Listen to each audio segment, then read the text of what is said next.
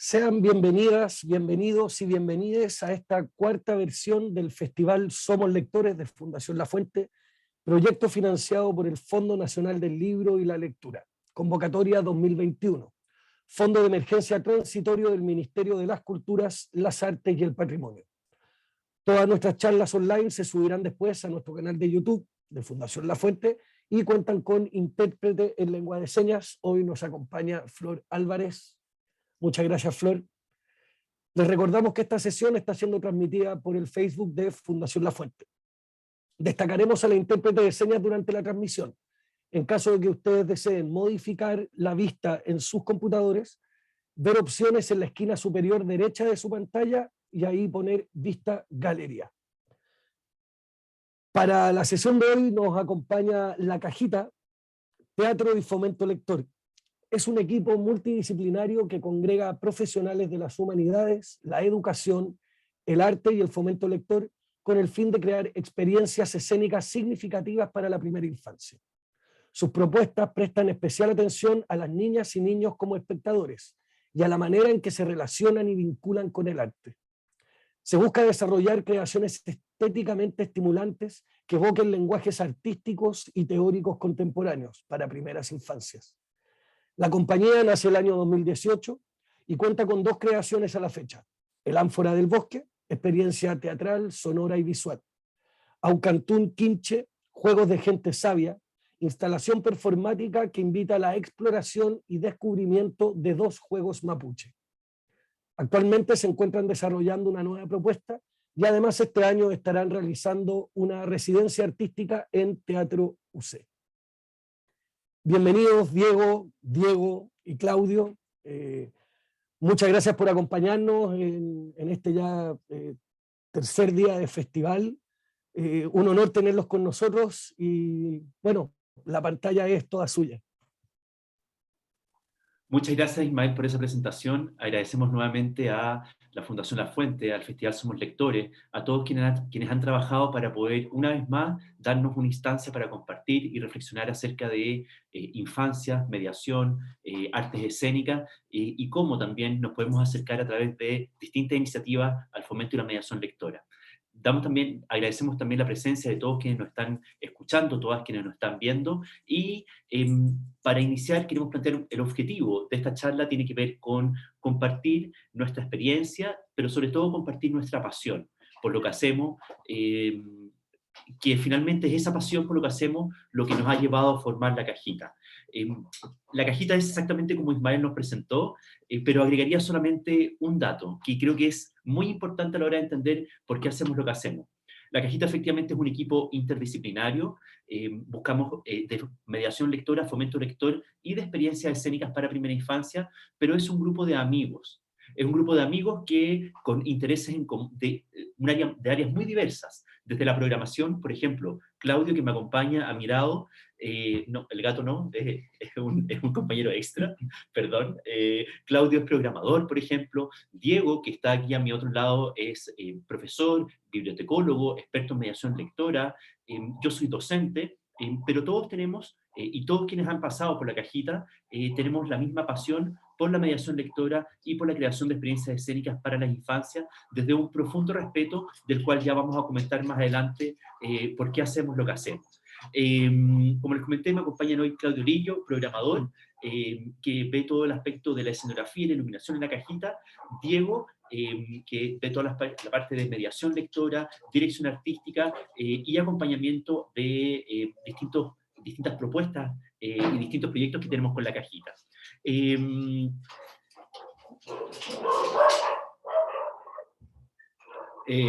Gatos, perros, perdón. Como les comentaba, si bien La Cajita surge el año 2018, venimos como grupo de amigos trabajando desde hace por lo menos 5 o 6 años distintas experiencias de mediación y de fomento lector. Recordamos con Diego con mucho cariño alguna vez que hicimos una suerte de festival de cuentos de terror para Halloween, mediados para audiencias tempranas también.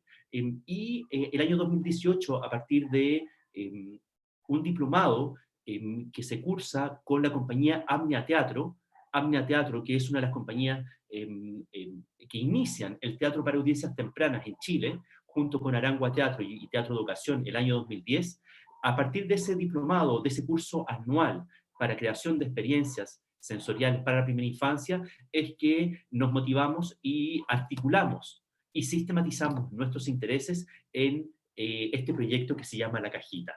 Los integrantes de La Cajita no son solamente quienes estamos hoy acá. Hay otros integrantes también que nos han acompañado, otros integrantes que ahora están estudiando en otros países, pero para nosotros es muy importante y tiene que ver con este logo de La Cajita que me acompaña aquí en la polera. Nuestra cajita es una cajita abierta. Nuestra cajita es una cajita que busca precisamente no solamente conectarse con las infancias, sino que conectarse con nuestras propias infancias también. Y por eso nuestro símbolo es esta cajita abierta, que es una invitación al encuentro, una invitación a poder conectarnos también con esas infancias interiores. La cajita se ha presentado hasta el momento en distintas bibliotecas, jardines infantiles, colegios, escuelas, bibliotecas, perdón, voy a compartir mi pantalla para que podamos también ir, ahí sí, me confirman que se ve, para que podamos ir acompañando con algunas imágenes. Gracias, muchas gracias. Que podamos ir compartiendo con algunas imágenes esta presentación.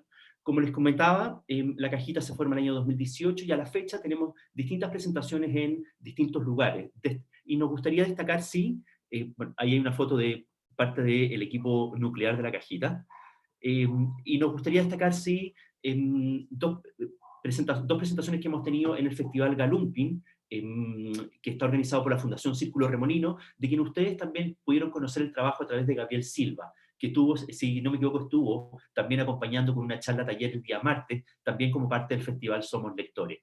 Hoy por hoy la cajita se encuentra participando en esta charla, y también el próximo sábado, este sábado 23, participaremos con nuestra experiencia teatral. Vamos a mostrar El Ánfora del Bosque, experiencia de la cual vamos a hacer algunas reflexiones a continuación. También nos preparamos, como bien decía Ismael, para ser parte de la residencia de teatro de la Universidad Católica. Fuimos seleccionados junto a otras 3 compañías para poder trabajar con el staff técnico y el equipo técnico del Teatro de la Católica, lo que nos tiene, por supuesto, profundamente orgullosos y motivados con respecto a lo que se nos viene. Ahora, eso con respecto un poco a lo burocrático, pero ¿qué es la cajita propiamente tal? ¿O desde dónde nos paramos creativamente hablando? ¿Cuál es nuestro soporte creativo? ¿Cuál es nuestro soporte ideológico en cuanto a la creación, por decirlo de alguna manera? Y tiene que ver con el respeto, no, perdón, con el profundo respeto por la cultura de las infancias. Y cuando hablamos del profundo respeto por la cultura de las infancias, asumimos una responsabilidad vital, que nuestro contexto de creación es hacia audiencias que han sido histórica, cultural, económica y escénicamente desplazadas, como son las audiencias tempranas, como son las infancias. Ese contexto, además, en Chile es precisamente es más complejo aún. No viene aquí al caso comentar acerca de lo trágico que es una institución como el Sename, por ejemplo, porque no es la instancia para hacerlo, pero eso es nada más que un ejemplo para que podamos darnos cuenta de cuán dañadas pueden estar las infancias en nuestro país. Un solo dato, además, para poder contextualizar desde dónde creamos y por qué queremos respetar profundamente la cultura de las infancias. Chile es el tercer país en el mundo, de esos rankings de los que no nos queremos sentir orgullosos, es el tercer país en el mundo con la mayor cantidad de denuncias por abuso sexual infantil en el mundo. Eso significa que estamos frente a audiencias o a infancias profundamente dañadas, y eso también significa que buscamos en nuestro proceso creativo reparar las infancias. Y esa reparación parte con nuestras propias infancias.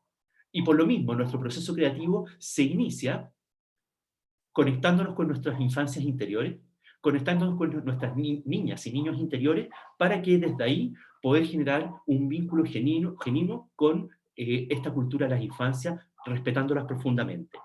Este respeto, además, significa escénicamente trabajar desde propuestas que son altamente conceptuales, que se vinculan mucho con influencias con el arte contemporáneo, y que nos lleva finalmente a pensar a las infancias no como una audiencia válida, Pues siempre hemos trabajado con la idea de que las infancias son audiencias válidas. No, no, no. Para nosotros, las infancias no son audiencias válidas, sino que son las audiencias más válidas con las que pudiésemos trabajar, con las cuales pudiésemos volcar todo nuestro ímpetu creativo, toda nuestra pasión, todo nuestro interés por los libros, por las artes escénicas, porque creemos, insisto, no es un público válido, es la audiencia más válida con la cual quisiéramos trabajar, y por eso es que hemos volcado gran parte de nuestra pasión, nuestro corazón, nuestra energía, nuestro tiempo en este precioso proyecto que se llama La Cajita. ¿Por qué? Y con esto cierro la parte introductoria. ¿Qué es lo que queremos? Queremos activar nuestra capacidad metafórica, recuperar esa capacidad metafórica que teníamos en la infancia, esa capacidad completamente simbólica que tienen los niños, que tienen las niñas. Queremos activar una propia invitación a explorar, a jugar y a conectarnos con esas infancias interiores, con esos niños interiores, con esas niñas interiores, que es lo que nos lleva también a entender que trabajamos en un contexto de infancia dañada, que esto tiene una suerte de ejercicio reparatorio y que por lo mismo las infancias son las audiencias más válidas con las cuales pudiésemos trabajar.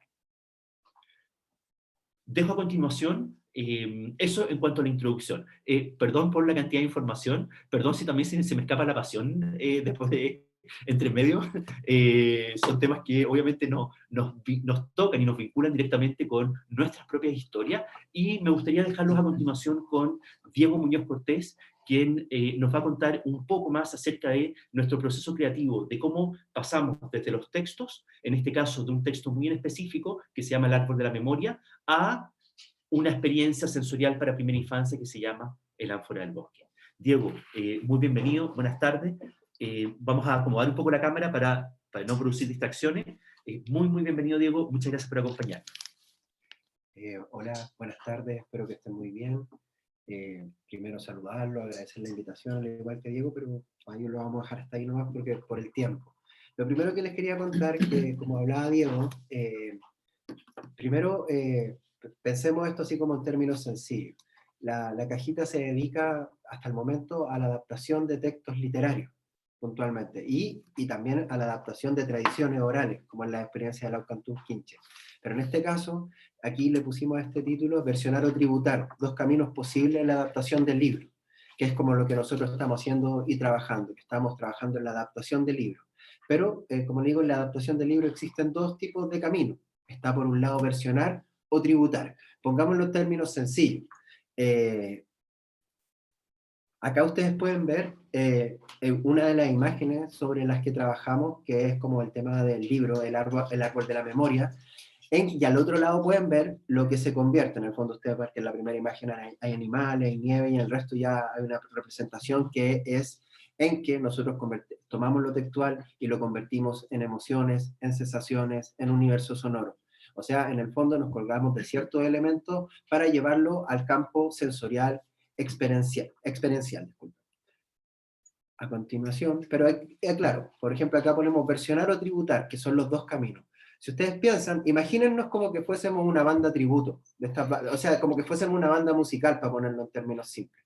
Por un lado, ustedes saben, están las bandas tributo, que son un calco exacto. Ustedes, por ejemplo, si fueran a ver una banda tributo de Kiss, las personas estarían disfrazadas, estarían como, y cantarían las canciones iguales, porque en el fondo uno lo que busca cuando va a ver una banda tributo es ver que esta banda haga una representación exacta de lo que a uno le gustaría ver, o sea, que el vocalista ojalá cante igual, que los guitarristas hagan los mismos movimientos, y eso es lo uno que agradecería. Pero en el caso distinto, si uno hubiese fuera a ver una banda que hiciera covers, ahí uno esperaría que al menos estas fuesen versiones o reversiones de la música que uno está acostumbrado. No esperaría que esto fuese un tributo. De hecho, de alguna manera, esto es una opinión personal, cuando las bandas hacen covers que son idénticos a las canciones originales, yo siempre pienso en mí, oye, disculpa, pero eso no es un cover, eso es un tributo, estás más tributando que versionando, pero claro. En cambio, nosotros, si lo ponemos en términos de la cajita, nosotros preferimos versionar a tributar, crear nuestras versiones a partir de un texto que siempre es original. Así que en ese sentido nos instalamos de lleno en lo que es la adaptación literaria. Si ustedes piensan, el término de adaptación literaria significa tomar un soporte que tiene un tipo, o sea, un soporte textual y llevarlo a otro tipo de soporte. Si lo pensamos en los libros, las adaptaciones literarias muchas veces se convierten en cosas que pueden ser bastante disímiles entre otras. Los libros pueden convertirse perfectamente en adaptaciones teatrales, en adaptaciones cinematográficas, en adaptaciones que o sea, son sobre el mismo soporte, porque por ejemplo existen libros que son más largos y que luego uno los adapta para hacer versiones resumidas, compendiadas, que van apostando disculpen, a audiencias específicas. Y claro, en la adaptación, en términos sencillos, no, mantiene lo medular de los textos. Imagínense cuántas adaptaciones existen de La Caperucita Roja, por ejemplo. Ustedes siempre, cambien lo que cambien, van a encontrar una versión que mantiene lo medular, así que en el fondo el relato se mantendría. ¿Entienden? Pero si ustedes ven, existen otras versiones de La Caperucita Roja, por ejemplo como La Innocenti, que toma La Caperucita Roja y la mete en la ciudad. El bosque se convierte en la ciudad. Disculpe, la ciudad se convierte en el bosque y los personajes son personajes citadinos y no del bosque propiamente tal. Si tuviéramos que hacer un parangón, nosotros estamos cerca más de eso, de la versión, que del tributo.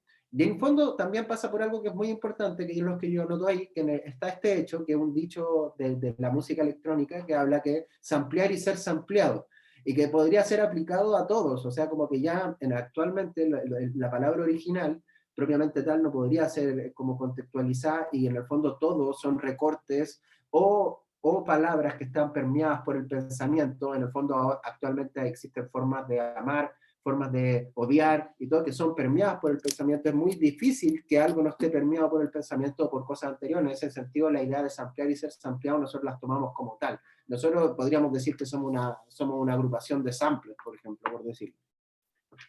Me quedé pegado. No, ahora entiendo. Ahora, si pensamos todo esto en los libros que son sumamente importantes, como son La Caperucita Roja o otros libros clásicos, adquiere una resonancia cultural que es súper importante. El libro en sí mismo sale de su soporte textual para hacerse la cultura se hace dueño del libro, y podemos encontrar como adaptaciones sumamente disímiles de libros que son como canónicos, clásicos, y en este sentido para nosotros la cultura nos entrega un elemento súper válido para trabajar los tipos de adaptaciones que trabajamos. Mira, ahora les voy a proponer un ejemplo que es bastante sencillo y que es un libro que todos ustedes podrían conocer, Diego, por favor, que es un libro que es familiar a todos, que son Las Aventuras de Tom Sawyer, un clásico imperecedero que refleja la realidad del siglo XIX del Midwest, y que en el fondo Tom Sawyer se hace cargo de muchas temáticas. En el fondo por eso es un libro, y es un clásico. ¿Por qué? Porque la definición de clásico que más me gusta es un libro que dice: los clásicos son los libros que nunca terminan de decir lo que tienen para decir. Y en el caso de esto, Tom Sawyer es un libro que precisamente hace eso. Y lo tomo como ejemplo para que vean la capacidad que tiene un relato medular de todas las adaptaciones posibles que puedan tener. A su izquierda, ¿será a la derecha de ellos o se mantiene? Ya, bueno, la imagen, pongamos la portada blanca o la portada que está al grabado. Eso es La Aventura de Tom Sawyer. Esta es la última versión que encontré, que es la de Alfaguara Clásico, que viene con ilustraciones de Danny Torrent, y en el fondo al lado ven el frontispicio, que fue ilustrada por True Williams en 1876. Y en este caso, ustedes pueden ver que hay similitudes. De alguna manera hay un espejeo. Ustedes pueden ver que el Mark Twain de Torrent mantiene los suspensores para dar esta idea de que está pescando. En cambio, en el otro lado también está el tema de la pesca, están los tipos de gorro, todo. En el fondo aquí podríamos estar hablando que estamos frente a una adaptación propiamente tal. Diego, por favor.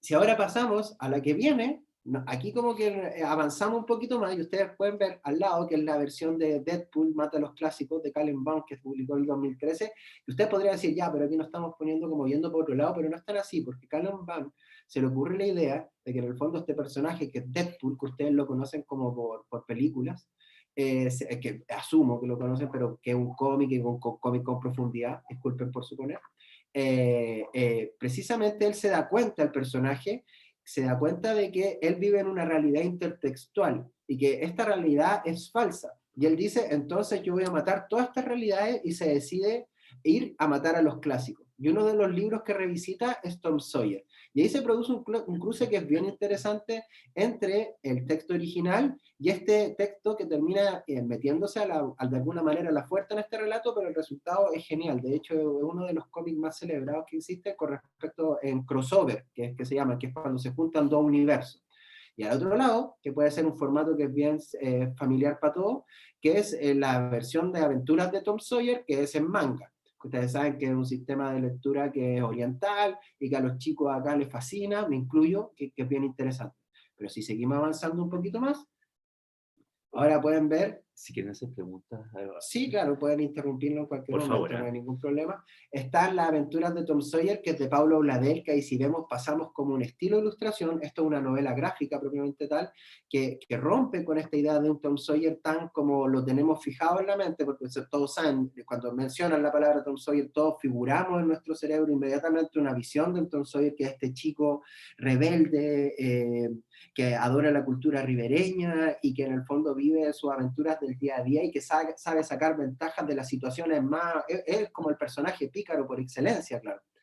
Y claro, aquí Paulo Bladel lo toma y lo reinventa un poco y lo pone en un trazo que es súper distinto a lo que estamos acostumbrados, que de pronto podría ser más sombrío, más oscuro, pero sigue siendo totalmente interesante, y que lo más importante es que si bien lo reversiona, en este caso el lector agradece mucho que hay una lectura un tanto distinto, proponen otra mirada, se propone otra versión acerca de este libro.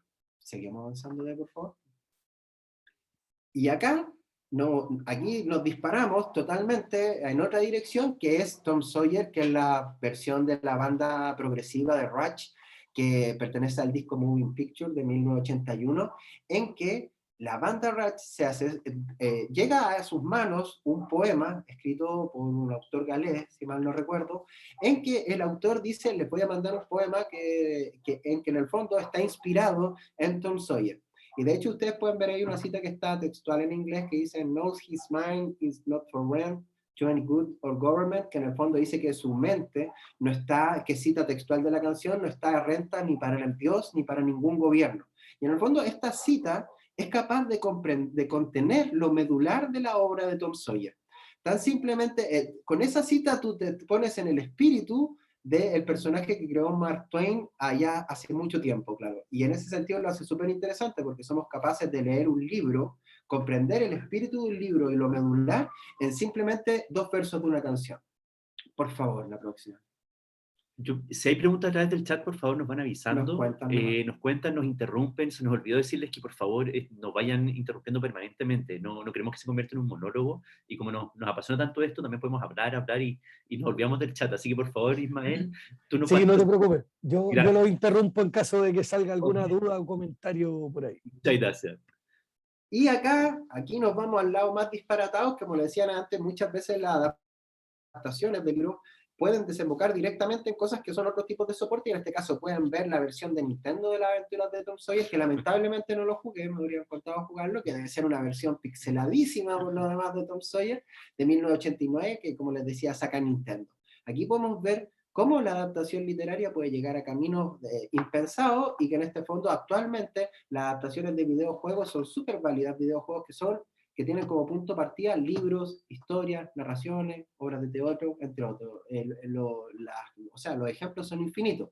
Pero a lo que voy con esto, queríamos simplemente como explicar cómo funciona la adaptación literaria, y a veces nosotros tenemos la impresión de que la adaptación literaria tiene que ser como un espejo real del libro y no necesariamente del texto original, y esto no tiene que ser así. Pensemos, por ejemplo, que hay muchas personas, pasa que a veces se ofenden cuando ven adaptaciones cinematográficas y dicen, oye, pero eso no se parece en nada al libro. Y ahí, bueno, amigo, podrá ser porque otro soporte y la intención es otra, aparte que hay una visión del director que toma un texto original y que lo convierte en otra cosa. Y yo, al menos, y pienso que en esto mis compañeros también coincidimos, creemos que es más importante reversionar y llevándolo un poco más, reimaginar los textos originales. Pasemos la portada ahí, la próxima.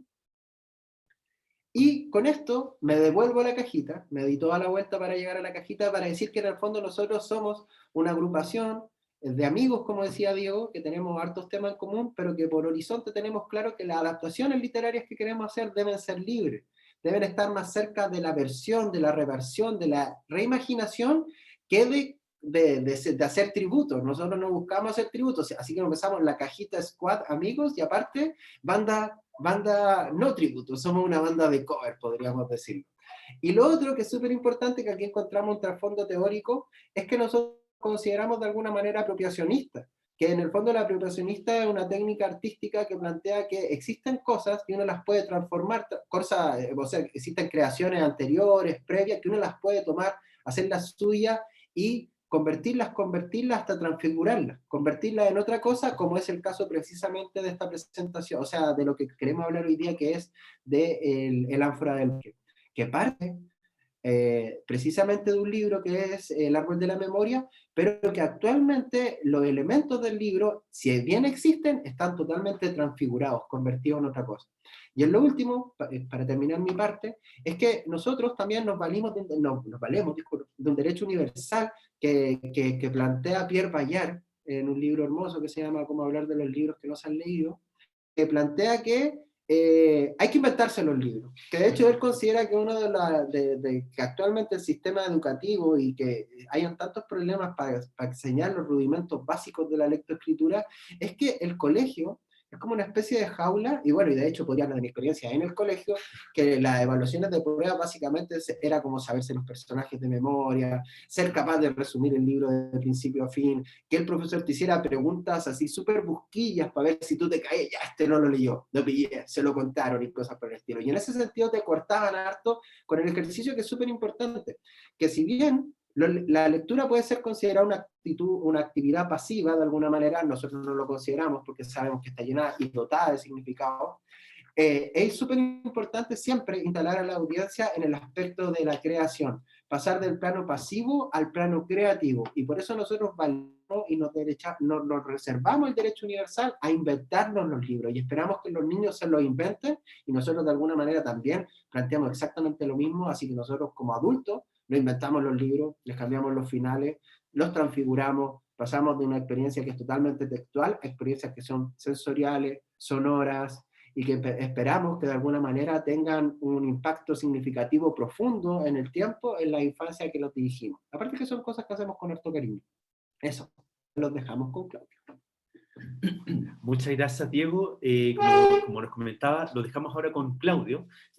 Claudio, como les comentaba, es programador y está ha estado a cargo de una serie de elementos con los cuales trabajamos en escena y que paso a darle la voz a él para que los pueda explicar. Hola, muy buenas noches. Bueno, yo soy Claudio, el informático, el ñoño del grupo. Elegí algunos puntos que me parecían interesantes para hablar hoy y, bueno, los anoté. En realidad no soy un experto en charlas, así que los tengo anotados. Bueno, el primer punto, por favor, la capacidad de asombro. Ese es esto. El primer punto que me pareció muy interesante, que es la capacidad de asombro y la infancia en la era digital del Internet. No es para nadie desconocido que actualmente el Internet, las redes sociales se han comido, bueno, a las infancias de los adultos, o sea, todos vivimos pegados al celular, a Internet, a todo. En el medio donde se hace esto. Lo grave, siento yo, detrás de todo esto, o sea, dentro de muchos niveles de gravedad, sobre todo pensando en los niños, es la pérdida justamente de la capacidad de asombro, que es más fácil incluso verla en los adultos. De hecho, pensando, es un pensamiento que tenía hace tiempo. En algún momento leí hace tiempo Las Mil y una Noches y había un cuento, no recuerdo exactamente, donde se hablaba de un príncipe al cual un mago, un hechicero, le llevaba de regalos. Uno era, por ejemplo, un caballo de metal.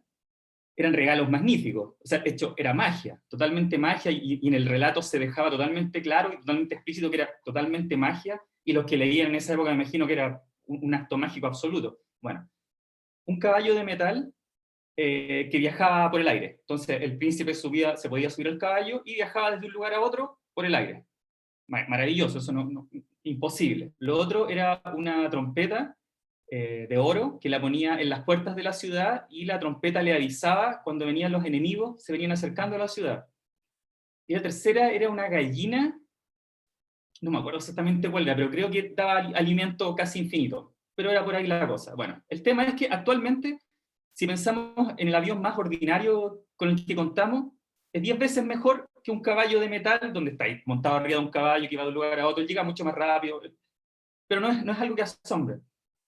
La trompeta, el sistema más pésimo de vigilancia, supera a esa trompeta que la ponen en la puerta para avisar. Tampoco.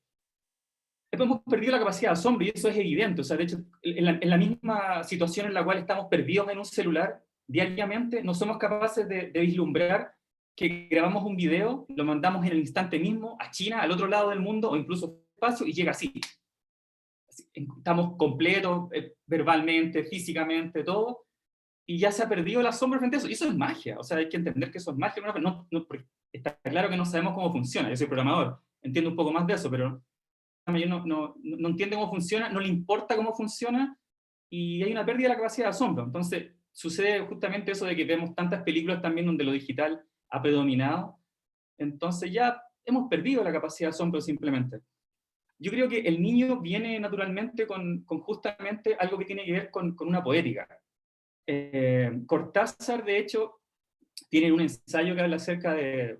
Es una poética de Cortázar, en realidad habla acerca de la poesía y lo que él piensa que es la poesía, y habla acerca de los hombres, el hombre originario, digamos, no sé, el hombre prehistórico, en el cual la poesía era prima hermana de la magia, o casi lo mismo que la magia.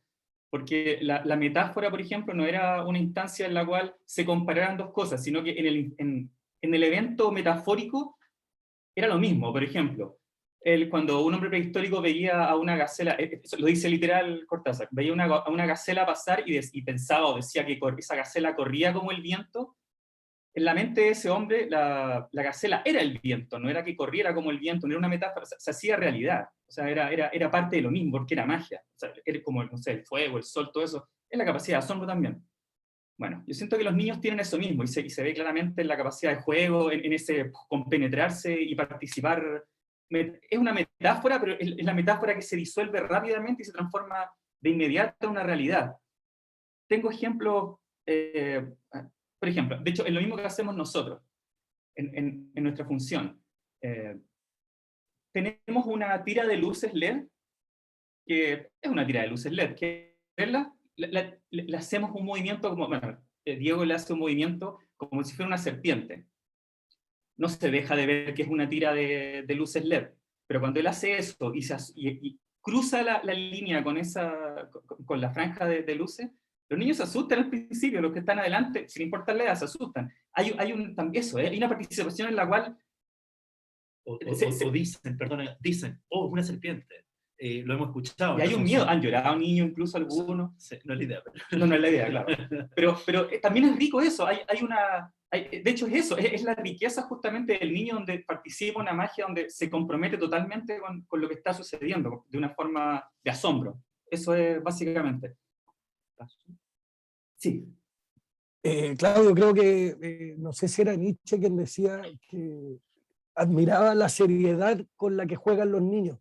Exactamente. Lo en serio que se toma en el juego y cómo se meten realmente en ese personaje y en ese juego, que se les va la vida en ese juego. Exactamente. Y de hecho, para nosotros como adultos es un juego. Nosotros tenemos que ponernos conscientes y obligar de una forma a jugar cuando jugamos o hacemos algo de este tipo. Esto mismo que estamos haciendo ahora, la charla, ponerse para el niño es casi natural, es como que entra a una instancia, cruza una puerta y se transforma todo y funciona perfecto, y es así. Bueno, quería citar a un filósofo zen japonés que habla acerca del tiro de arco, que me parece, es una cosa zen, pero me parece súper semejante a lo mismo, que dice: respecto del tiro de arco, significa que el arquero y el blanco dejan de ser dos objetos opuestos y se transmuten en una realidad única. Yo siento que eso mismo pasa con los niños, que es lo mismo que hablaba de Cortázar, donde se pierde, y es tan evidente para uno como adulto, o sea, uno está viendo el objeto mismo, pero para el niño se pierde eso y pasa a ser todo la realidad es así. Y por eso también es tan terrible lo que hablaba el doctor de los abusos y todo eso, también se aprovecha un poco de eso. Bueno, eso, pasemos al... Ya, esa es la siguiente, lo mecánico como trinchera frente al bombardeo digital y el reencuentro con el maravillarse. Justamente, ¿cómo combatimos todo este tema? ¿Cómo combatir lo digital? O sea, ¿cómo te contrapones a un celular? Que es totalmente absurdo. Si hasta los adultos caen presa de... O sea, No existe nadie que se pueda resistir al celular y a las redes sociales, nadie. ¿Cómo combatir eso? Mi propuesta personal, la propuesta de la cajita, es justamente volver al origen, a lo simple, volver al juego, volver a eso, a las cosas simples. El autómata tiene, el objeto simple, la serpiente esta que es una tira de luces LED, tiene justamente eso, de que es algo sumamente cotidiano, algo simple, algo que se explica por sí solo, que no es lo que se está diciendo, pero se transmuta en ese momento y genera asombro. En ese momento se genera justamente lo que hablaba, como esa instancia, como esa atmósfera que los niños la arman básicamente también. Donde todo participa así. Con los objetos en movimiento tiene esa gracia, además que se relaciona totalmente con los juguetes, ¿cierto? Y el juguete para un niño es un tema fundamental, no solamente, claro, que también es como lo vemos siempre los adultos, es como el juguete para el niño es como para jugar igual, pues algo como para divertirse, para mientras tanto, qué sé yo, pero si uno es capaz de recordar, de volver a la infancia de uno mismo, todos fuimos niños en algún momento, si uno es capaz de volver a ese momento, existe justamente un compromiso mucho mayor que simplemente algo para jugar. O sea, la pelota era más que la pelota para jugar a la pelota. Tu juguete al cual le tenía un nombre era más que el juguete al cual le tenía un nombre, tenía todo un compromiso. Yo entiendo el juguete de cada niño como un elemento personal, como un compañero de juego, como un compañero incluso quizás más complejo que un compañero, un acompañante, o quizás el mismo, quizás hay toda una complejidad ahí detrás de la cual no soy quien para meterme en eso, pero quiero plantear por lo menos que hay algo mucho más complejo de lo que se ve, que hay una complejitud detrás. De hecho, dentro de nosotros, por ejemplo, dentro de la misma cajita, que es algo que surgió naturalmente, no lo hemos conversado, de hecho, ahora voy a tocar el tema. Algo que surgió naturalmente, por ejemplo, es ponerle nombre a los objetos que usamos en la cajita. Entonces, por ejemplo, tenemos un telón negro que lleva unas lucecitas. En algún momento se pasó a llamar el manto de estrella. ¿Quién sabe? Hay un autómata que hice yo, que es un pájaro... Mostrémoslo para que... esto de lo mecánico como trinchera frente al bombardeo digital, para crear magia, porque finalmente uno de los comentarios mayores que nos hacen los niños es, esto es mágico con objetos sencillos, como una tira LED, pajaritos de origami, una pecera con agua, son objetos muy sencillos, pero que vienen resignificados en escena. Y uno de esos objetos, que no es tan sencillo, es ese autómata que ustedes ven ahí, ahí está el autómata en el proceso de creación, luego se pintó, y que nos gustaría mostrárselos para que vean cómo funciona, cómo se articula este autómata que viene a ser una suerte de trinchera contra lo digital. Yo un detalle, que es una creación de Claudio. Eso es súper importante. Claro. De repente, Claudio, ¿podría contar un poco qué son los autómatas? Así, bueno, los autómatas, bueno, esto viene de muy antiguo, son como los primeros robots, digamos, que en realidad son partes mecánicas solamente que hacen moverse... Veámoslo. Hace moverse a una especie como de robot. Bueno, antiguamente se usaba mucho, habían autómatas que escribían, habían autómatas que jugaban ajedrez, qué sé yo.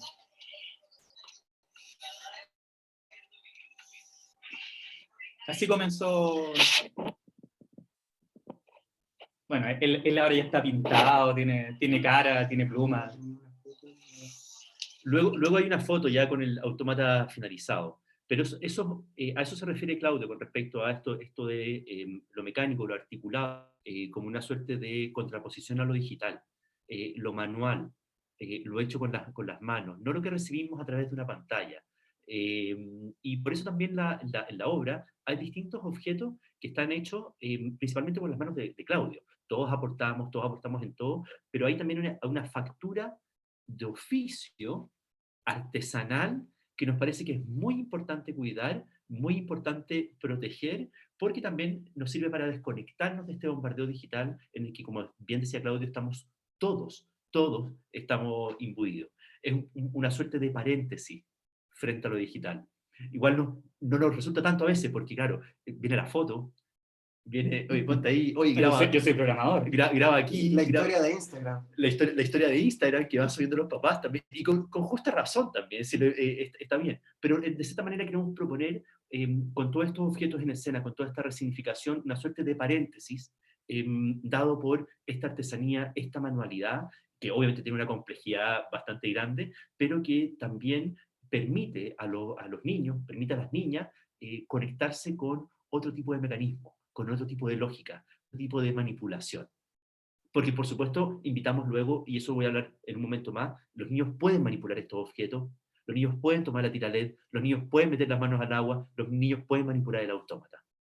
Bueno, y retomando la idea, bueno, este autómata, el cajitarito, adquirió como nombre, el cajitarito, la serpiente que habla adelante, la serpiente, el ánfora, han ido tomando nombre los distintos elementos y han sido nombres que le hemos dado distintos miembros del grupo, pero esa es la significancia del nombre, no es simplemente darle un nombre para poder identificarlo, porque podría ser simplemente el pájaro, no sé, el telón. Tiene que ver justamente también con eso, necesitamos darle un nombre para darle una significancia y una realidad a elementos que consideramos importantes para nosotros, que queremos hacer de alguna forma compañeros nuestros, eso, compañeros nuestros, o es darle realidad, darle importancia a la vida, es casi como una mascota, podríamos decir algo así, no sé si el ejemplo sea el correcto, pero tiene que ver con eso. Ahí pueden ver una imagen del cajitarito, o este autómata ya finalizado, manipulado por un niño en un jardín infantil, y con esto que nos parece tan importante, que es el contacto sensorial, en este caso táctil, con los objetos que están en la propuesta. Insisto, lo voy a comentar un poco más adelante, pero el poder abrir, en este paréntesis, poder abrir todos estos elementos para compartirlos con las infancias, que nos parece fundamental. Y en ese abrir también está el respeto. Si se rompe, todo bien. Si lo manipula muy violentamente, todo bien. Hay supervisión, obviamente, pero también estamos trabajando, o tratamos de trabajar desde la mayor generosidad posible para las infancias. Esto es para ellos y para ellas. También reparamos nuestra infancia de pasadita, pero esto está pensado para que ellos lo manipulen, ellos se asombren, ellos puedan entrar en esta magia que tiene, en este caso, este autómata. Bueno, siguiendo, otra cosa importante, sumamente importante, bueno, el autómata mismo, el cajitarito, les encanta a los niños, les encanta a los niños, y se asombran. Muchas veces me ha pasado, digamos, que se acercan a preguntarme, oh, ¿cómo hizo esto? ¿Cómo lo hizo? O no sé, o origamis también, ¿cómo lo hizo? Creo que un punto súper importante también, bien pensado, es, no importa cómo se lo explique, cómo o cuánto le explique cómo lo hice, lo más probable es que no pueda hacer. El niño no va a poder replicar, obviamente, el artefacto, o muy difícilmente puede hacerlo. Pero eso da lo mismo, no importa, lo importante es justamente eso, la semilla, el dejar que se acerque a preguntarte cómo lo hizo, es porque tiene le quedó sembrada una curiosidad interna que es una semilla, que puede que le llegue agua, puede que nunca le llegue agua, puede que quede ahí hasta quién sabe cuándo, puede que en algún momento le caiga una gotita y eclosione y despierten algo que no está. En mi caso, por ejemplo, siendo niño me sucedió algo así igual.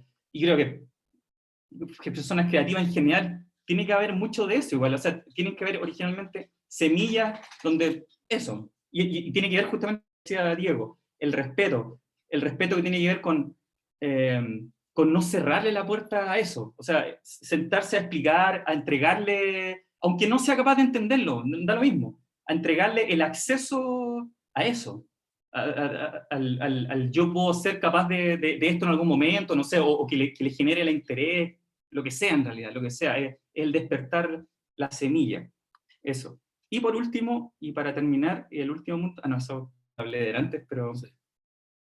Si quieres volver ahí. No, así que ese es como compañero. Perdón, ahí. Bueno, ese era otro punto. Ya, bueno, eso también, los materiales simples y cotidianos como elementos diferenciadores y potenciadores. Bueno, también con todo lo que dije antes, creo que queda bastante claro que me gustan los materiales justamente simples, el papel, el cartón, el pegamento, madera simple, alambre, cosas que se ven constantemente, no como lo digital, o sea, que puede ser eventualmente replicable. De hecho, esa es la gracia también que tiene para los niños cuando me preguntan cómo se hace este origami, porque de alguna forma sienten que ellos podrían hacerlo, y podrían hacerlo, y van a poder hacerlo eventualmente, si esa semilla germina. Perdón, para que nos entiendan, ese origami que ustedes están viendo ahí en pantalla es un regalo inicial que le hacemos a quienes nos acompañan en nuestras experiencias. Y les explicamos que es un personaje que queremos que los acompañe a lo largo de la experiencia. Y que se sientan libres de usarlo a lo largo de la experiencia, si quieren interactuar con este origami con otros personajes de la experiencia, que lo hagan libremente. Y que se vincula también con luego una grulla grande, una factura muy similar a las que ustedes ven ahí en pequeño. Entonces, tiene que ver también con esa interacción, con ese, nosotros regalamos este acompañamiento, pero ustedes también disfrútenlo como quieran, úsenlo como quieran e interactúen como quieran con el elemento. Y esa imagen es precisamente al iniciar la experiencia que Claudio da la bienvenida y les dice, esto es un regalo para ustedes, es un personaje de la obra que los va a acompañar a lo largo de esta experiencia. Bueno, eso. Bueno, en cuanto a los materiales simples, justamente eso, la cercanía con los niños, que tengan todos acceso a ese tipo de materiales, digamos, es bastante común que, no sé, sobre todo en gente más pobre, que se le regala un juguete y se le censura acerca del uso del juguete, que no le haga esto, no le haga esto otro. La gracia de que sean materiales simples es justamente eso, que se relajan frente a eso, porque se siente que se puede rehacer, no hay problema. Entonces también hay un relajo detrás de eso que lo hace más rico también, y aparte también hace esa cercanía con, puedo hacerlo yo también, o sea, está ahí y se puede hacer, se puede hacer. Lo interesante también, perdona Claudio, es que los adultos, las adultas, quienes acompañan a las infancias a nuestra experiencia, también piden origami, también piden tener el pajarito. Sí. Y entonces, cuando empezamos a incorporar este elemento en nuestras obras, teníamos pensado, ya, ¿cuántos niños van a venir? ¿Cuántas niñas van a estar? Ya, entonces, Claudio hacía la cantidad de origami para los niños, pero después nos dimos cuenta que también los adultos querían entrar en este paréntesis, querían entrar al mundo de las infancias. Entonces tuvimos que, de cierta manera, duplicar la cantidad de origamis, porque también era un material que para los adultos era interesante, era atractivo, a pesar de la sencillez, a pesar de lo simple que es, pero en todo este contexto podían entrar en esta suerte de magia, en esta suerte de transacción metafórica. Ya, y para terminar, voy a hacer el enlace justamente con estos pajaritos, y con la imagen siguiente, por favor. Cosa que me gusta, esa es, perfecto. Una cosa que me gusta de esos pajaritos es justamente la relación que tiene con esto, con la fragilidad y lo efímero como elementos que nos enseñan sobre las relaciones y nos sitúan emocionalmente frente a la pérdida. Este es el último punto que elegí, que tiene que ver con la base de la ánfora del bosque, que está basado en el libro de la memoria, y que el libro de la memoria habla justamente acerca de la pérdida. Y que partimos hablando la charla acerca de la pérdida, todo lo que implica, que no es un tema simple, para un adulto es complejísimo, para un niño cuanto más, y sobre todo si no hay adultos detrás que sepan enfrentar eso, etc. Bueno, lo que hablaba Diego al comienzo, cómo enfrentamos la pérdida, cómo lo manifestamos sin texto, cómo armamos, cómo es en la cabeza de un niño, para un adulto incluso es complejo el tema de la pérdida. Bueno, es esto justamente como, y lo que habla también el libro de la memoria, que es como la belleza detrás de la pérdida, que la pérdida en realidad tampoco es una pérdida en sí misma, o el cómo entrar en esa, como el juego, como este mundo que hablaba al principio, como en un ámbito donde te sales de ti mismo y te sales del egoísmo, no sé, las redes sociales, de todo un mundo prearmado, todo un mundo social concreto, todo se comporta reguladamente. Un castillo de arena, por ejemplo, tiene esa gracia de que es algo precioso, hermosísimo, hay mucho trabajo detrás, pero a las pocas horas ya no va a existir, o sea, va a llegar la primera ola y se acabó. Pero tiene justamente esa belleza. De hecho, la belleza del castillo de arena radica más que en la manufactura misma y todo lo que significa, en la pérdida, justamente. El origami que regalamos al comienzo, siento que tiene justamente eso. Es un animalito de papel, un pajarito de papel, que eventualmente se va a empezar a deshacer, se va a empezar a romper, y que va a tener enlazado todos los recuerdos que tenga el niño con la obra que fue a ver, etcétera, pero va a terminar desapareciendo. Y de alguna forma u otra, hay que lidiar con eso, y él solo, digamos, o él en su foro interno, o sea, nadie se puede meter en eso. Igual uno mismo cuando fue niño lidiaba con ese tipo de cosas, pero sentimos nosotros, que de alguna forma eso va, que ese es el mensaje justamente, que así, más que contexto de repente, o más que armando un discurso explicativo, ese tipo de cosas participan de forma mucho mejor porque entran justamente en esa área del juego, entran en la lógica básica y mágica del niño, que de hecho siento yo personalmente que es algo que los adultos no deberíamos haber perdido y que lo hemos perdido. y me apena eso, pero eso justamente.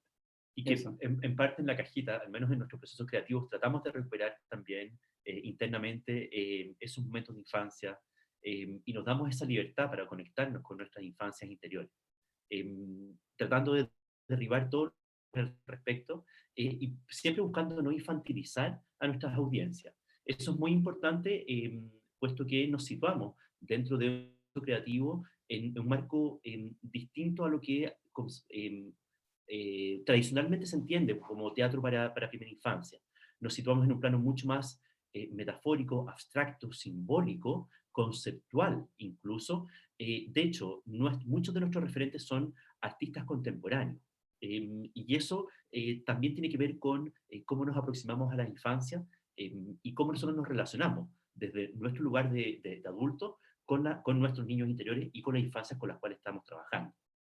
Y con respecto al ánfora del bosque mismo, con respecto a nuestra propuesta que vamos a presentar este día sábado 23 de abril a las 11 de la mañana, Quedan todos invitados. que están todos invitadísimos a través de Facebook, a través de todos los canales que puedan ir a ver la experiencia. ¿Cómo fue que trabajamos del árbol de la memoria al ánfora del bosque? El árbol de la memoria, no sé si es a esta altura, por favor, ustedes me corrigen, los expertos en el libro, que yo sé que hay varios acá, me corrigen. Tengo entendido que el árbol de la memoria es uno de los bestsellers con respecto a literatura infantil, ¿no? Sí, súper solicitado. Tengo entendido que es uno de los más solicitados, y para quienes no lo conozcan, es un texto que habla acerca de la muerte de un zorro, que ustedes lo pueden ver ahí en la imagen. Un zorro que luego viene a ser, una vez que fallece, los otros animales del bosque, como el oso, los pájaros, creo que hay un ratón también, recuerdan historias con el zorro. Y en ese recuerdo comienza a crecer un árbol que viene a simbolizar al zorro, pero desde otra perspectiva. Ya no es un zorro, es un árbol. El recuerdo es un árbol. Entonces, eso con respecto a la historia. Pero antes de contarles cómo la transformamos, creo que es importante comentarles por qué elegimos el árbol de la memoria. Y aquí creo que puede haber a lo mejor algún dato interesante. Muchas veces cuando enfrentamos procesos creativos, me pasa a mí por lo menos, a lo mejor también le pasa a quienes nos están escuchando, trato de buscar como ideas súper elevadas, como aquel texto que nadie nunca ha consultado, o ir como lejano a la experiencia de uno. Y con el árbol de la memoria, exactamente lo contrario, que en el caso en específico de Diego y el mío, para nuestros respectivos hijos, en su momento era un texto que les leíamos mucho, era un libro que les gustaba mucho a nuestros hijos, y nos dimos cuenta de que no teníamos que ir muy lejos a buscar un elemento para comenzar un proceso creativo, sino lo que estaba más cerca de nosotros, lo que estaba en nuestro entorno, era precisamente el material más significativo para poder crear una experiencia para primera infancia. Entonces, ¿por qué lo elegimos? Porque es un texto que era significativo para los infantes que estaban cerca de nosotros, en este caso, nuestros hijos. Y en ese sentido, a lo mejor, cuando pensamos en materiales creativos, pensemos en lo que está más cerca de nosotros, pensemos en lo que más nos gusta a nosotros. Y si es que trabajamos con infancias, pensemos también qué es lo que más les gusta a esa infancia, aparte del celular, obviamente, aparte de la tele. Obviamente estamos tratando de poner ahí no una barrera, pero una diferencia entre el texto, obviamente, y lo que puede ser más digital. Entonces, eso puede ser también un buen pie para comenzar a crear. Lo que está más cerca para nosotros, lo que nos llama la atención, lo que está más cerca y que llama la atención para los niños y las niñas con las cuales estamos trabajando. Lo segundo es que, como les comentaba, ¿qué nos llamó la atención de este texto? Nos llamó la atención de que era un texto que hablaba acerca de la muerte, pero que esa muerte era simbolizada a través de la transformación. Y que obviamente era una metáfora, el árbol, para hablar de la muerte del zorro. Entonces, estos dos elementos, la metáfora y la transformación, no sabemos en qué orden, como ustedes pueden ver ahí en la diapositiva. No sabemos si es una metáfora transformadora o es una transformación metafórica.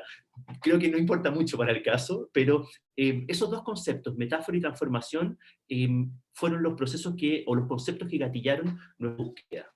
Y por lo mismo, lo primero que quisimos transformar era, ok, vamos a trabajar con audiencias que en muchos casos no tienen la adquisición del lenguaje. ¿Cómo pasamos de la narración verbal, cómo pasamos del relato a otro tipo de soporte, otro tipo de narración. Ahí obviamente que nos fuimos a consultar nuestros referentes. Una vez más, cómo lo hace Apnea Teatro, cómo lo hace Teatro Vocación, cómo lo hace Arangua Teatro. Revisamos también qué es lo que hace el Teatro del Silencio, una gran compañía chilena muy importante en los años 80 que ha prescindido completamente de la palabra. Se puede narrar sin palabra y claramente encontramos que sí, hay mecanismos de narración que nos permiten acercarnos a la audiencia que no están verbalizadas, por decirlo de alguna manera. Y en ese primer aspecto de narración, para nosotros el aspecto sonoro, todo lo que tiene que ver con el universo sonoro, fue un eje central de nuestra creación artística. Y ese aspecto sonoro nos ha permitido tener una narrativa o una gramática que va acompañando los movimientos y las transformaciones permanentes que uno se ve en la escena.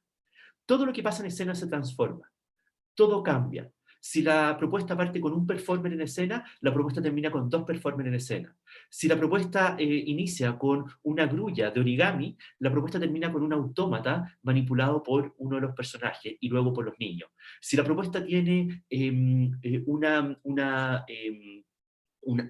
pecera que está inmóvil, luego esa pecera o esa esfera se toma y adquiere movimiento. Todo se transforma, todo cambia, todo está aludiendo a este tránsito. Y en ese sentido, la música para nosotros es fundamental. Y aquí hago también otra pequeña recomendación, no recomendación, pero experiencia con respecto al proceso creativo. Siempre hemos trabajado esta propuesta desde música envasada, por decirlo de alguna manera. Bancos de sonido o referentes musicales contemporáneos que a nosotros nos parecían atractivos. Y poco a poco nos fuimos dando cuenta de que teníamos que ir trabajándolo más cuidadosamente, ese universo sonoro. Pero no, y tanto así que hoy contamos con una propuesta de universo sonoro original, universo sonoro que está creado por Débora Kaufman y Jorge Gallardo Zaneta, propuesta sonora que ustedes van a poder apreciar una vez más el día sábado 23 de abril, interpretado a las 11 de la mañana, aquí me sobran, música que está interpretada en vivo. ¿Pero por qué doy este ejemplo? Porque creo que es muy importante no apurar los procesos creativos. Y lo que nosotros hemos visto también en otros procesos es que, o lo que nosotros hemos visto en el aula, por ejemplo, que creamos una experiencia significativa para trabajar con nuestros niños, nuestras niñas, pero que esa experiencia significativa muchas veces la usamos para ese momento y luego quedó ahí. Y sí, es un bonito recuerdo en la foto, es un bonito recuerdo para los niños, es una bonita anécdota para las niñas, pero por tiempo, por los motivos que sean, no la seguimos trabajando. La segunda invitación que queremos hacer al público, a las mediadoras, a los mediadores, a quienes trabajan con infancia y texto, es que vuelvan a sus creaciones, vuelvan a sus propuestas, preséntenlas con otro público, preséntenlas con otro curso, preséntenlas con otro grupo, vayan añadiendo cosas y piensen también, pensemos todos la creación del tipo que sea como un work in progress, como se dice, es decir, como un trabajo que está permanentemente enriqueciéndose, que se adapta a las circunstancias y que por lo mismo también puede ir sufriendo permanentes variaciones, manteniendo obviamente una esencia, pero creo que es importante darle tiempo al tiempo a las creaciones, dejarlas reposar, volver hacia esos materiales, revisarlos, presentarlos frente a otras audiencias y por supuesto no dejarlos encajonados. Cuando los encajonamos, luego no podemos interactuar, no podemos saber cómo reaccionan otras audiencias, no sabemos si es que efectivamente es mágico para esos otros niños, en otra región, por ejemplo, va a funcionar igual que en la región metropolitana, en este contexto sociocultural, funciona de la misma manera que en este otro contexto sociocultural, volver a esas experiencias. Y en ese sentido, la música ocupa un rol fundamental, como les comentaba, es una gramática que nos permite transformar el espacio, transformar los objetos, y que va a ser una suerte de el reemplazo de la narración propiamente tal. El árbol de la memoria es un cuento, es un relato, es una historia. ¿Cómo transformamos esa historia a una experiencia sensorial? En este caso, es la música la que nos ayudaba a eso. Pero no es lo único. Los elementos del bosque también los hemos transformado de distintas maneras. Esa imagen corresponde al Festival Galumping, desarrollado en agosto del año pasado, si es que mi memoria no me falla. Vuelvo a hacer la referencia a Galumping porque Gabriel Silva nos acompañó el martes pasado con una charla también con respecto a fomento lector, infancia, y tenemos mucha conexión también con lo que hace Remolino. Diego, por si acá, esa charla pueden encontrarla, está en el Facebook de la Fundación también, así que quienes se la hayan perdido pueden consultarla ahí en el Facebook de Fundación La Fuente.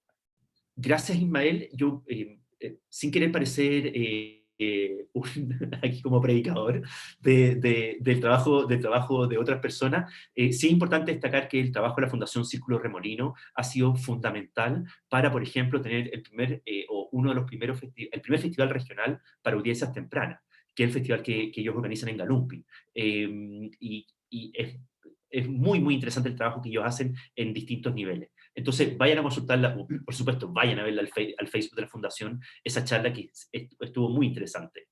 Otros elementos transformadores. Hablamos que el árbol de la memoria es un árbol. Y cuando, como comentaba Diego hace un momento atrás, cuando trabajamos a partir de un texto, cuando trabajamos a partir de una obra, es como casi inevitable caer en la tentación de querer ser muy miméticos. Una de las, entre comillas, discusiones, no discutimos, pero una como de las ficciones más grandes que hemos tenido es ¿qué hacemos con el árbol? ¿Cómo escenificamos el árbol? Y pensamos múltiples opciones, opciones más realistas, opciones más conceptuales, y finalmente llegamos a una opción completamente conceptual. Y en esa esfera blanca que ustedes ven, esa esfera que se ilumina en ciertos momentos de la puesta en escena, esa esfera es lo que está simbolizando, o es lo que simboliza muy conceptualmente lo que podría ser el árbol en el texto, el árbol de la memoria. No es un árbol, no es un árbol, ni mucho menos, nadie pudiese ver un árbol ahí. Vamos el concepto de la transformación, y en este caso la transformación no viene dado por un crecimiento vertical de un árbol, sino que viene dado por la iluminación de esa esfera y por un movimiento circular que tiene en distintos momentos de la puesta en escena. Asimismo, ustedes pueden ver también, bueno, ahí está el cajitarito en pleno vuelo, a mano derecha, ahí ustedes lo pueden ver. Me avisan por favor cómo vamos con los tiempos, ¿ah? Perfecto, ok, gracias. Pero no es el único elemento que transformamos en escena. En la foto que nosotros vemos a mano derecha, me imagino que ustedes también, pueden ver, bueno, en las dos fotos, estas dos fotos son interesantes para ver el proceso de transformación que se vive en la puesta en escena. La primera foto ya la habíamos visto antes, que es Claudio repartiendo estas aves, estas grullas al inicio de la experiencia.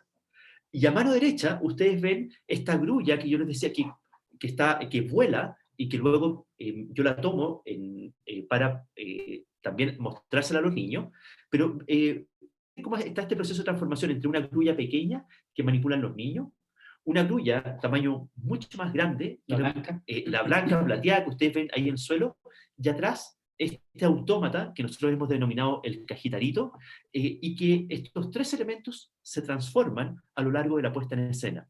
Se transforman en cuanto a su movimiento, se transforman en cuanto a su espacialidad, se transforman siempre al ritmo de la música, o a través de la música y el universo sonoro que va acompañando los movimientos y que va acompañando los objetos que están en la escena. Como les comentábamos, lo que buscamos es, a través de la metáfora y la transformación, poder llevar esos dos elementos a escena en una versión muy, muy libre del árbol de la memoria. Lo mismo pasa con otros elementos del bosque.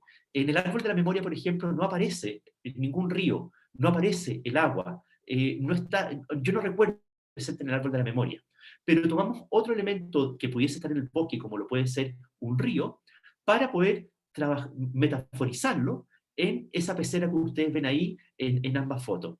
Esa pecera no es un río, y los niños saben que no es un río, pero cuando entran en esta suerte de paréntesis digital, cuando viene manipulada, cuando los performers metemos las manos al agua, cuando nos hacemos el efecto de la lluvia, y cuando eso viene acompañado de una sonoridad que va a reforzar los movimientos que nosotros estamos haciendo, los niños inmediatamente dicen, ah, eso es un río, ah, ese es el agua que está en el bosque.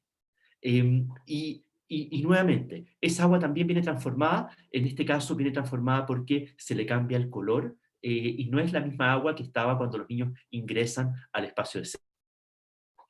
¿Qué otros elementos también ustedes? Bueno, en la foto de la derecha pueden ver ya la pecera reflejada con un poco de color azul, ya está transformada, es otro río.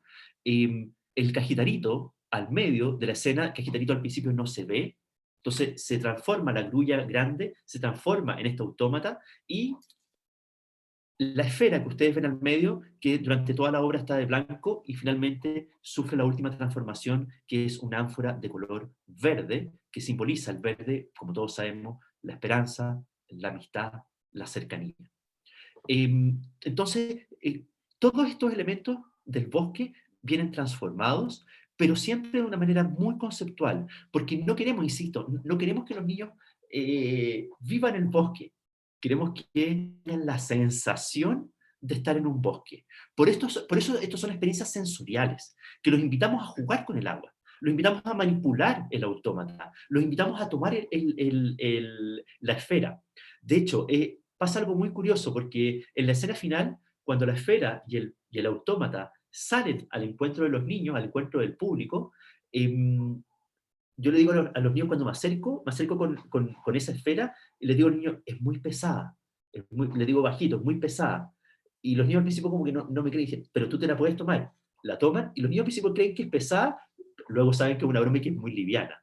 Pero están permanentemente en ese juego, permanentemente. En ese juego, como comentaba el Claudio, es mágico. ¿Por qué queremos hacer por qué hacemos todo este trabajo? ¿Por qué queremos transformar los objetos en escena? ¿Por qué creamos este universo sonoro? ¿Por qué esta reflexión con respecto a los autómatas? Porque nuestras experiencias, como la gran mayoría de las experiencias escénicas y sensoriales para la primera infancia, duran no más de media hora, pero finalizan con lo que se llama la exploración libre, en donde en la exploración libre invitamos a los niños, a sus acompañantes, pero principalmente niños, porque esto está hecho para ellos, los invitamos a invadir, por decirlo de alguna manera, el espacio escénico, a subirse al escenario, a irrumpir en el espacio escénico para que ellos puedan jugar, explorar, manipular y experimentar libremente con la gran mayoría de los objetos que están en escena. Hay un par de objetos que, claro, hay instrumentos que son delicados y que eso lo sacamos del escenario, pero yo les diría que el 90% de los objetos que vienen manipulados en la obra de teatro son objetos que luego los niños pueden explorar libremente, pueden manipularlos libremente, porque están hechos para ello. Y en la confianza que nos da este espacio, creo que alguna vez lo conversamos como la cajita, pero la confianza que me da este espacio, que nos da este espacio, creo que lo más significativo para nuestras audiencias, sí, la música es bonita, sí, el origami es bonito, pero lo más significativo para ellos es la exploración libre. Este momento en que ellos libremente juegan, libremente manipulan, libremente crean su propia magia en este paréntesis que hemos tratado de crear. Por eso, de cierta manera, lo que queremos es, sí, esta experiencia teatral es muy importante, esta media hora, están todos los detalles lo más cuidados posible, toda la sonoridad muy cuidada, pero lo que queremos es llevar a nuestra audiencia a esta exploración libre, porque estamos convencidos que esta exploración libre los va a mirar a estas infancias a los ojos, de manera metafórica, para poder crear infancias libres, libres del exceso de lo digital, libres de la competencia, en la que están nuestros niños y nuestras niñas permanentemente imbuidos por el sistema escolar y escolarizante, infancias libres de propuestas infantilizantes que no las consideren en su real potencial metafórico, simbólico y significativo.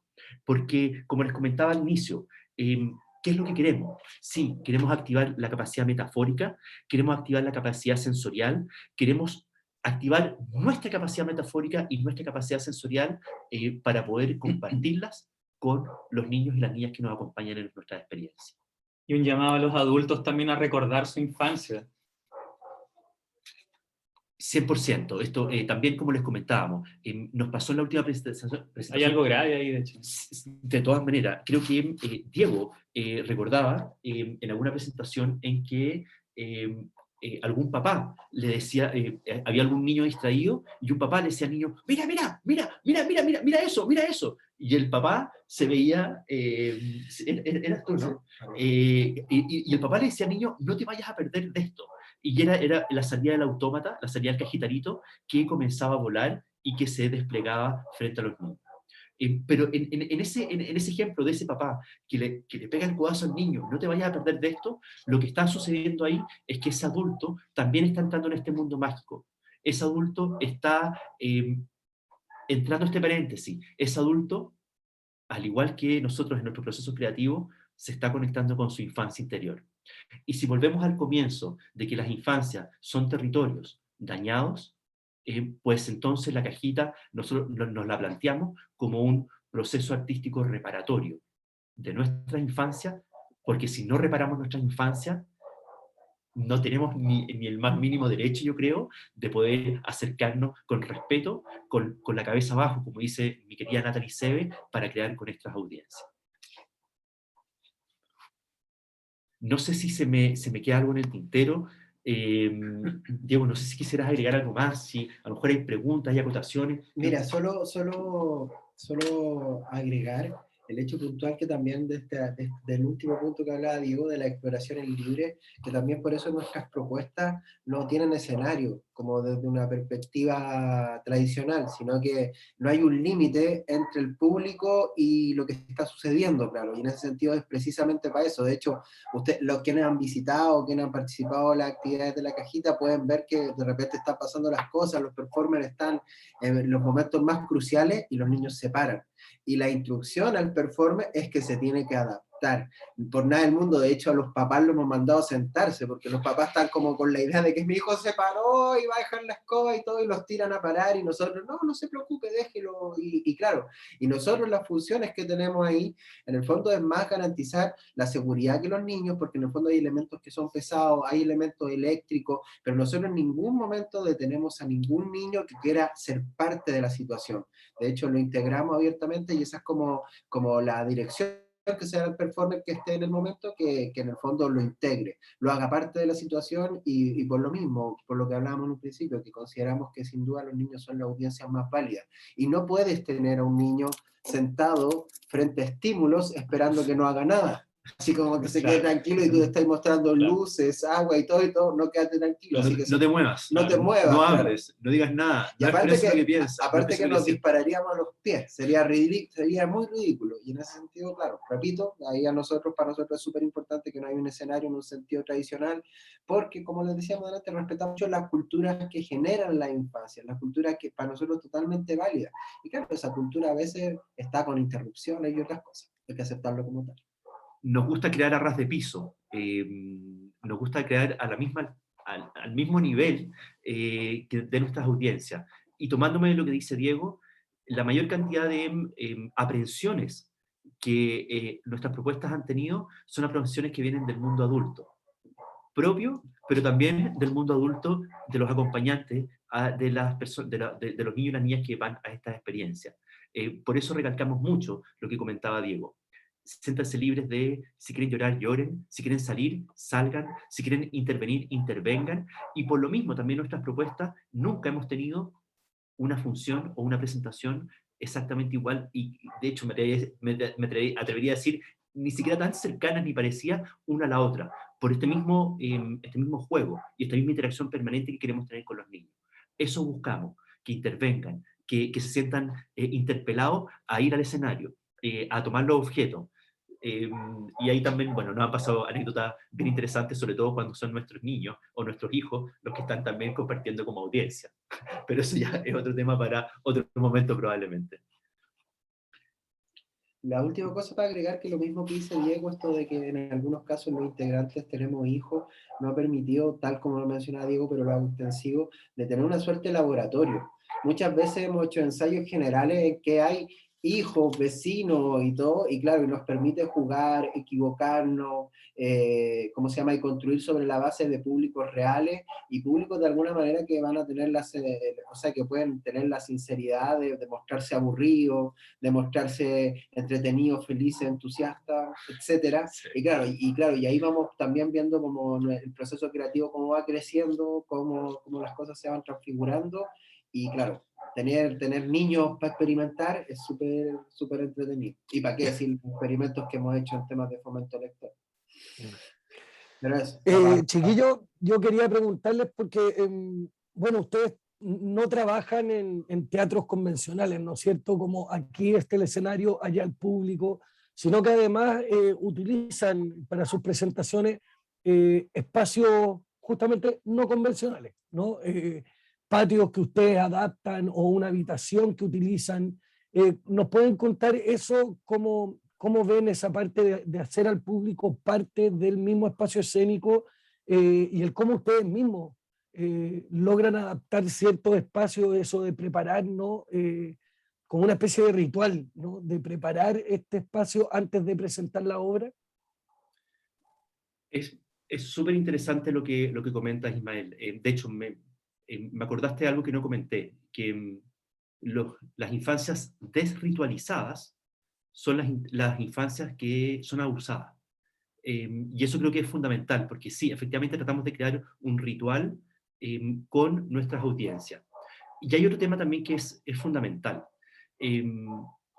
La precariedad de la arte escénica en Chile creo que no tenemos que ahondar en eso, porque la precariedad en cuanto a funcionamiento, en cuanto a condiciones de trabajo. Llevemos esa precariedad a las audiencias más desplazadas, como las audiencias tempranas. Y nos encontramos, por ejemplo, que aparte del GAM, no existen salas de teatro en Chile pensadas para las audiencias tempranas. Te pongo un ejemplo. Cuando hemos ido a ver obras con mis hijos, por ejemplo, centro de extensión, auditorio, qué sé yo, lo que nos dan son alzadores para los niños. Algo tan sencillo. No hay butacas pensadas para las infancias. No hay espacios pensados para las infancias en términos generales. Ahora está esta sala, la sala 0, creo que se llama, el Museo Palacio de la Moneda. Pero en términos generales no existen, aparte del GAM, que, bueno, que es una espacialidad un poco distinta, no existen salas para las infancias. Y en ese sentido, para nosotros es fundamental poder adaptarnos a las condiciones que sean. Y en esa adaptación también hay un aspecto que se me olvidó mencionar. Para la cajita es fundamental no trabajar desde el ego. Si trabajáramos desde el ego, lo que haríamos es, no, necesitamos estas condiciones mínimas, necesitamos esto, no, a ese espacio no vamos a ir, no, si es que no nos tienen esto, no. Entendemos que la situación es tan urgente que buscamos la manera que sea para poder adaptarnos a todos los espacios posibles. Bibliotecas, escuelas, jardines infantiles, espacios al aire libre, anfiteatros. Y eso también ha hecho que no hayamos tenido una función igual a otra. Porque las audiencias son distintas, porque los espacios son distintos, y también ahí está, Ismael, todo el trabajo previo. Vamos a ver el lugar, conversamos con las personas, tratamos también de hacer un trabajo de no de mediación, sino de compartir nuestras experiencias con las educadoras y los educadores que son parte de ese lugar.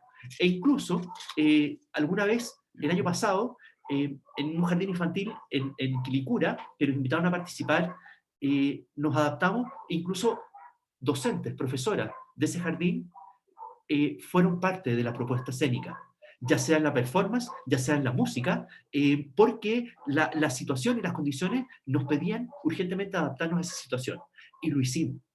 Entonces, en ese sentido, es tan urgente para nosotros el trabajar con las infancias que buscamos todos los mecanismos posibles para adaptarnos a los espacios, incluso a pesar de que, por ejemplo, nuestra propuesta del Ánfora del Bosque es para un espacio cerrado por todo el tema de la luz.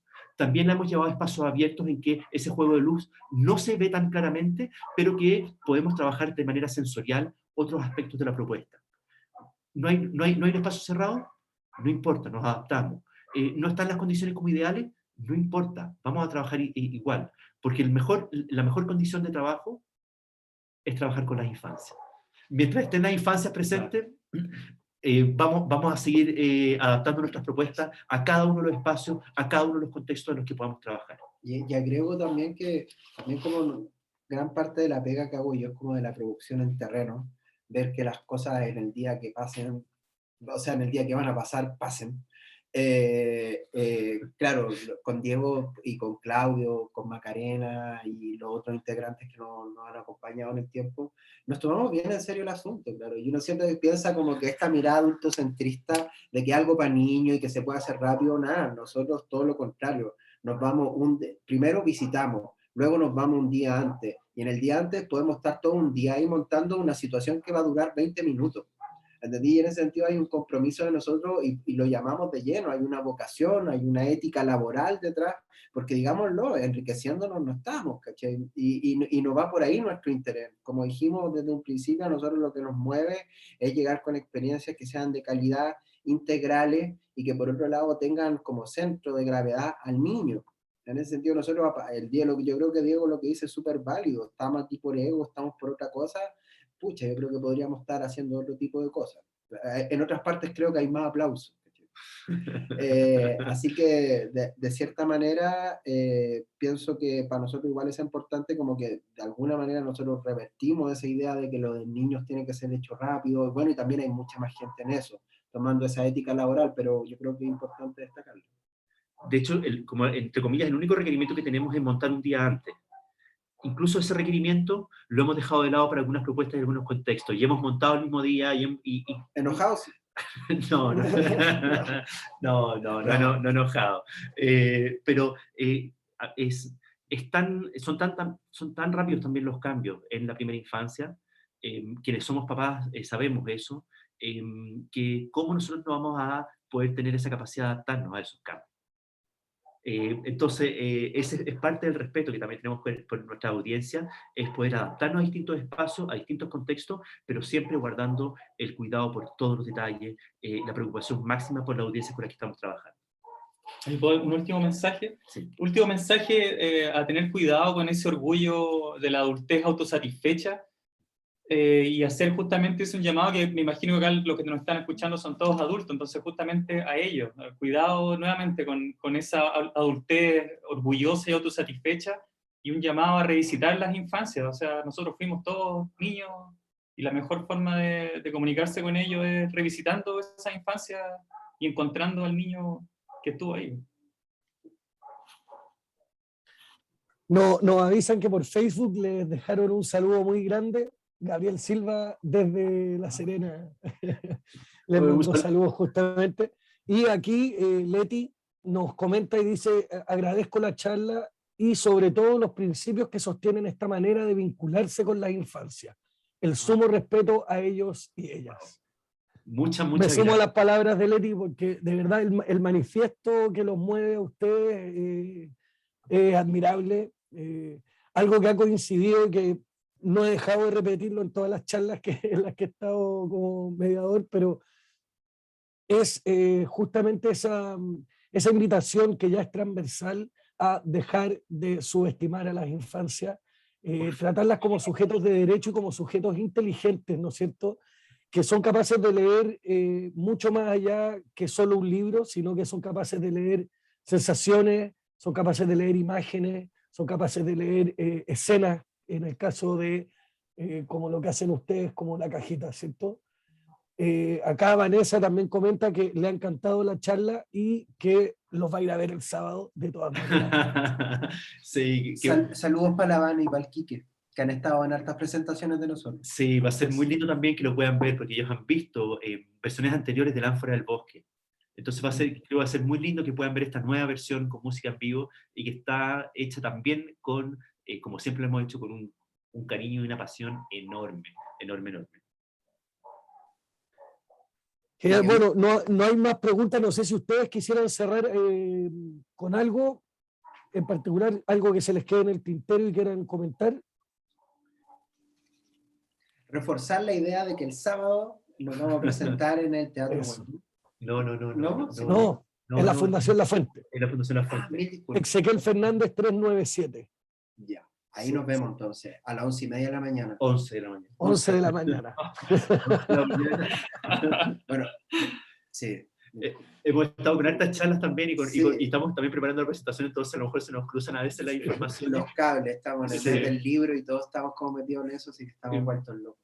Yo quisiera finalizar, ya que ya a propósito del saludo de Gabriel, a propósito de que con Gabriel estudiamos juntos también, creo que es importante también reforzar que existen referentes en Chile y que nosotros también ascribimos a esos referentes. Yo los mencioné un poco a la pasada, pero creo que es importante saber que el año 2010 surgen las primeras compañías para teatro, para primeras infancias, para guaguas en Chile, de una manera muy no vinculadas entre sí, pero surgen el mismo año con 3 meses de diferencia.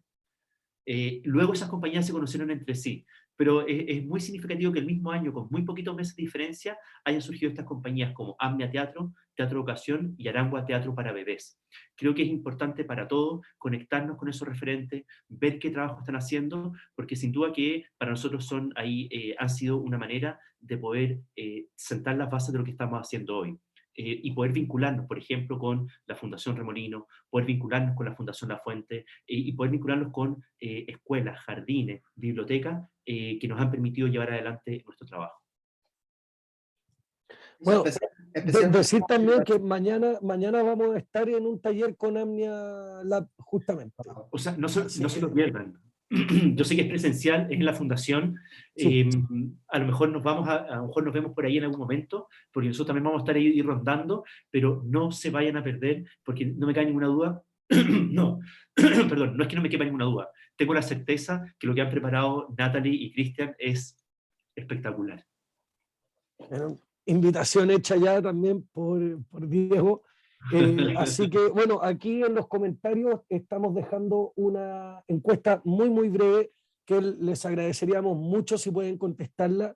Esto es para mejoras para futuros festivales, comentarios, sugerencias y todo aquello. Así que les agradecemos a todas, a todos su participación. A ustedes, La Cajita, Diego, Claudio, Diego, de verdad, muchas, muchas gracias. Gracias. Le agradecemos a Flor también su Gracias, maravillosa interpretación, muy adecuada y de mucha ayuda, por cierto. Así que, bueno, eso, los despedimos. Nos vemos el sábado. Nos Les vemos el dejamos a sábado. todos invitados. Y un último comentario que hay por aquí, dice Marta: agradezco la información, siempre aprendo y observo su tarea. Desde México, mil gracias. Perdón, creo que tengo entendido que la función del sábado se graba. Entonces, Excelente. Marta, tengo entendido, Marta a lo mejor va a poder ver esa grabación, y por supuesto que todos quienes no puedan asistir la pueden ver. Genial. Gracias. Nos vemos entonces. Muchas gracias a todos y a todas. Nos vemos mañana en un nuevo día de este festival Somos Lectores.